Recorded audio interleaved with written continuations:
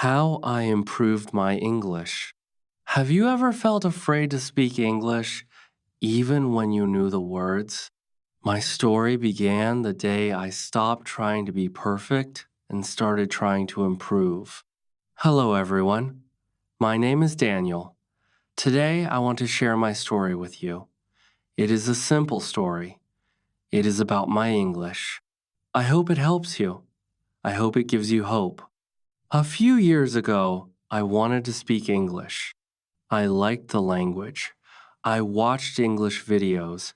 I listened to English songs. I wanted to understand people from many countries. But I had one big problem. I was afraid to speak. I knew some words. I knew some grammar rules. I could read short texts. I could finish schoolwork. But I could not speak with confidence.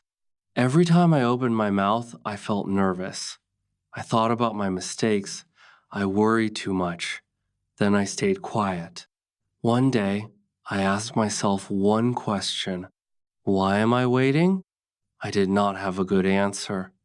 I knew I could not improve if I never spoke. That day, I made one small promise. I would practice every day. I did not need many hours. I only needed a little time. The next morning, I found a short English story. It was easy. I read one page, then I listened to the same story. I did not understand every word. That was okay. I looked at the new words. I learned a few of them. Then I read the story again. It became easier. I felt happy. I wanted to learn more. After that, I made English part of my day. I spoke simple sentences. I named things in my room. I talked to myself. I made many mistakes, but I did not stop. Every mistake taught me something new. Every day gave me a little more confidence. Soon, I noticed a small change. I was still a beginner, but I was not the same person. I smiled more. I worried less. I started to believe in myself. Then one day, something happened that changed everything, and I will tell you about it in the next chapter. Chapter 2. The next day, I felt different. I still made mistakes, but I was not afraid to learn. I opened another short story. I read it slowly. I listened to every sentence. Then I read it again. This time, I understood more. That small success made me smile. I also started a small notebook. I wrote 5 new words every day. I did not write long meanings. I wrote easy meanings. Then I made one short sentence for each word. This helped me remember them. I looked at the notebook every night. Soon, many words became part of my daily English. One evening, I watched a short video in English. I understood much more than before. I did not stop the video every minute. I listened from the beginning to the end. I felt proud of myself. It was not because my English was perfect. It was because I could see my progress. A few days later, I met a visitor in my town. He spoke English. He asked me a simple question. Before, I would stay quiet. This time, I answered. My words were simple. My grammar was not perfect. But he understood me. He smiled. I smiled too. That short talk gave me real confidence. When I went home, I knew one thing. English was not about perfect words. It was about sharing ideas. That day changed my thinking.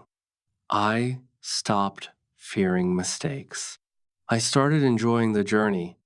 Then I found one habit that helped me improve even faster, and I could not wait to try it. Chapter 3. The next morning, I started a new habit. I spoke English every day. I did not wait for a teacher. I did not wait for a friend. I used my own voice. I looked in the mirror. I spoke for 5 minutes. At first, it felt strange. Then it became easy. I talked about my day. I talked about my family. I talked about my plans. I used simple words. I spoke slowly. If I forgot a word, I used another one. I did not stop. I kept speaking. This helped me think in English. I stopped translating every sentence. My mind became faster. I also listened to English every day. I listened while I walked. I listened while I cleaned my room. I listened before I went to bed. Some days were easy. Some days were hard. But I never gave up. Every lesson taught me something new. Every story gave me more confidence. After a few weeks, I noticed another change. I could understand more people. I could answer simple questions. I did not feel scared like before. I even started to enjoy speaking English. My mistakes became smaller. My confidence became stronger. I finally believed that I could reach my goal. Then one evening, I received an unexpected message. It gave me a chance to use my English in a real conversation. I was excited, but I was also nervous. I did not know what would happen next. Chapter 4. The next day, I opened the message. It was from a new friend. He wanted to practice English with me. I felt happy. I also felt nervous. This was my first real English conversation. I wanted to do well, but I also remembered my promise. I would not fear mistakes. We started with simple questions. He asked my name. He asked where I lived. He asked about my family. I answered with short sentences. Sometimes I stopped to think. Sometimes I made a small mistake, but I did not give up. He listened with patience.